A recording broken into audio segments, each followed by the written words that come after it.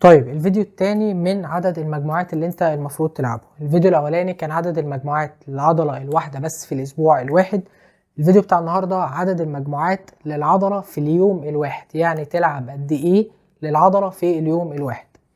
مش هذا والله نفس المعنى، نفس الكلام اللي قلناه في الفيديو اللي فات. هي الهارد سيت، المجموعات لما نقصدها هنا هي الهارد سيت، يعني مش مجموعات تسخين من الاخر، يعني المجموعات اللي انت فعلا بتحسبها للعضله، اللي هي بتكون قريبه للفشل العضلي، اللي بينها وبين الفشل العضلي مثلا عدتين او ثلاثه او حتى وصلت للفشل العضلي، هي دي الهارد سيت. طيب في مصطلح عندنا في مجال الفتنس وفي الابحاث او الدراسات العلميه عموما اسمه الجانك فوليوم. جانك فوليوم دي معناها ان انت بتلعب مجموعات ملهاش اي لازمه من الاخر يعني.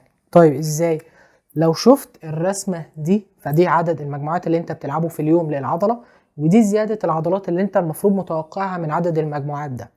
في زي كيرف ان انت كل ما تزود عدد المجموعات بتاعتك كل ما الزياده بتاعت العضلات هتزيد، هتفضل تعلى تعلى تعلى تعلى تعلى لحد في مره هتلاقي ان عدد المجموعات اللي انت بتلعبه مهما تزوده هتلاقي ان في زي بلاتو او في زياده بتحصل، حاجات بسيطه وممكن ما تحصلش اصلا، وهو ده الجانك فوليوم، او بمعنى تاني عدد المجموعات اللي انت لعبتها ما استفدتش منها اي حاجه في زياده كتله العضلات، بل بالعكس ممكن تعود عليك بالسلب قدام. طيب لما تيجي تتكلم عن عدد المجموعات اللي انت المفروض تلعبه للعضله في اليوم الواحد او في جلسه التمرين الواحده، هنيجي برضو نتكلم عن الدراسه اللي كانت موجوده معانا في الفيديو اللي فات، لان تقريبا الدراسه دي هي مش عارف، بس هي فيها كل حاجه حرفيا عايز تعرفها عن عدد المجموعات اللي انت عايز تلعبه سواء في اليوم الواحد او في الاسبوع حتى.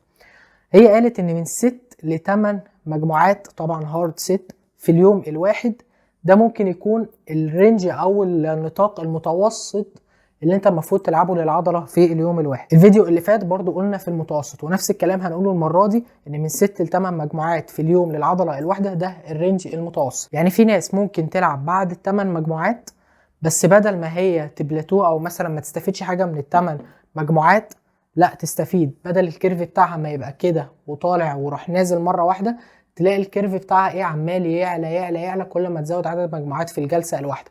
ممكن مثلا توصل ل 10 12 او حتى 14 مجموعه للعضله في الجلسه الواحده.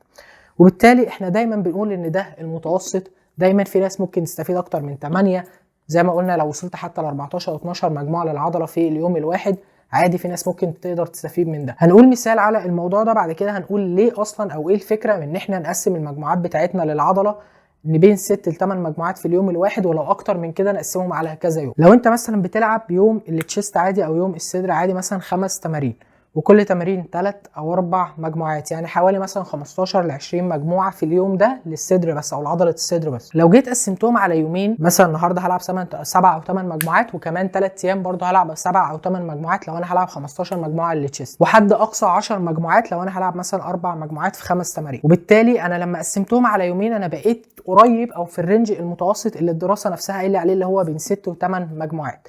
طيب ايه الفكره اصلا لما ده برضه متوسط وان الناس ممكن تستفيد بعدد او بارقام اكبر من كده للمجموعات في اليوم الواحد للعضله الواحده؟ الفكره نفسها قايمه على 3 نقط. اول حاجه هي ضمان افضل اداء، بمعنى لو انت مثلا لعبت 4 مجموعات اليوم الصدر في 5 تمارين، فانت لعبت 20 مجموعه في اليوم ده. سؤال بسيط انت ممكن تساله لنفسك، هل ال 20 مجموعه كلهم بنفس الاداء وبنفس الشده؟ الاجابه غالبا هتكون لا، لان انت مثلا لو جيت في اليوم ده ولعبت مثلا، جيت في التمرين الثاني او في التمرين الثالث مثلا حققت مثلا 12 مجموعه في اليوم ده، ولسه مثلا فاضل لك 8 مجموعات، غالبا ال8 مجموعات اللي لسه فاضلين لك دول مش هيبقوا احسن اداء ومش هيبقوا احسن شده، بسبب ان انت تعبت بشكل كافي وعضله الصدر نفسها تعبت بشكل كبير جدا ان انت تقدر تمرنها اكتر او تدخل عدد تمارين اكتر وعدد مجموعات اكتر تمرنهم باداء وبشده عاليه. وبالتالي هتلاقي ان ادائك بيقل والشده بتاعتك طبيعي بتقل، اوزانك بتقل، كل الكلام ده هتلاقيه ان هو رايح في اتجاه سلبي اكتر.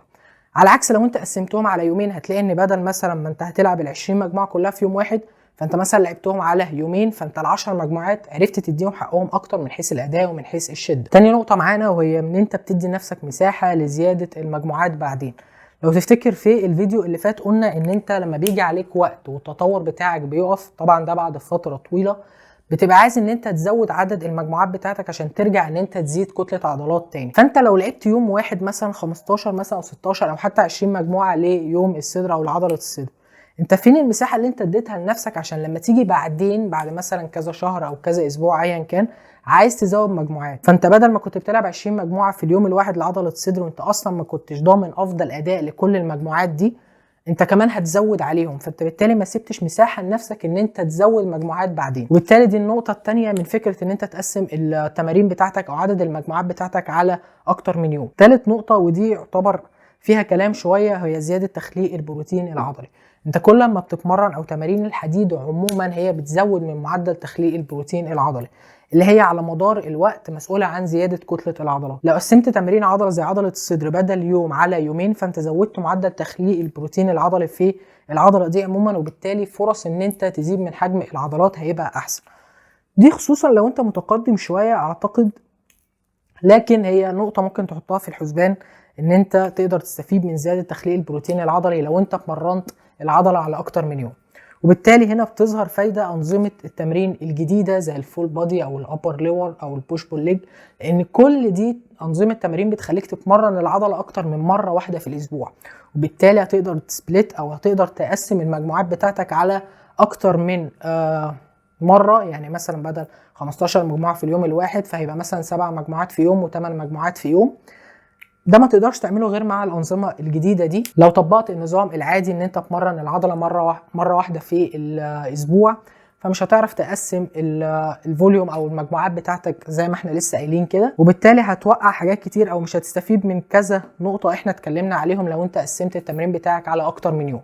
زي ما قلنا ان ده المتوسط وان انت ممكن تستفيد اعلى من كده بكتير، بس غالبا لو انت هتخلي ان انت تتمرن في اليوم الواحد اكتر من 10 مجموعات للعضلة الواحدة هيكون من الاحسن ان انت تقسمهم على يوم تاني. وبكده هنكون اتكلمنا عن عدد المجموعات اللي انت المفروض تلعبه للعضله في اليوم الواحد. خليك دايما عارف ان كل الارقام دي اللي احنا قلناها هي افريج او المتوسط، ولازم دي تكون نقطه البدايه بتاعتك.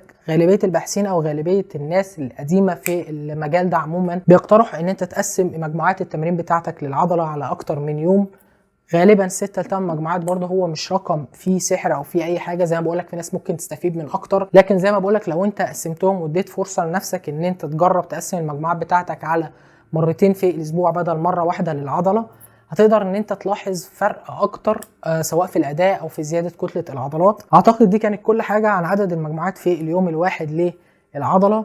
مفيش اي حاجه تانية المفروض نتكلم عليها. متنساش تعمل لايك شير سبسكرايب، واشوفك الفيديو الجاي. سلام.